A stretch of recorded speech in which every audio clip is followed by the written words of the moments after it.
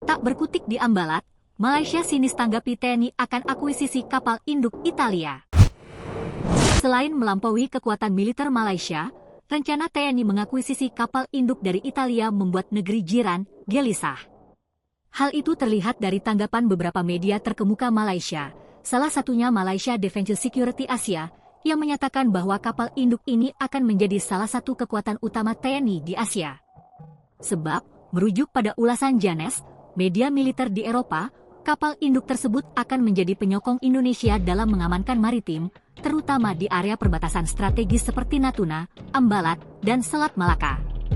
Disebutkan oleh Janes, Angkatan Laut Italia tidak menutup kemungkinan untuk melepas kapal induk legendaris Giuseppe Garibaldi menjadi milik Indonesia. Sebab, pembelian ini bisa jadi disertai dengan akuisisi 30 jet tempur V-8B Harrier 2 Stoffel yang canggih.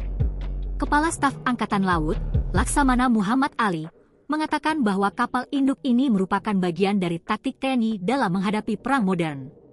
Sebagai negara kepulauan yang kerap dilanda bencana alam, kapal induk semacam itu akan menjadi platform untuk mempercepat pengiriman bantuan secara lebih efektif, jelasnya. Hal inilah yang membuat media Malaysia terlihat sinis. Mereka menyamakan keputusan ini dengan langkah Thailand pada tahun 1992.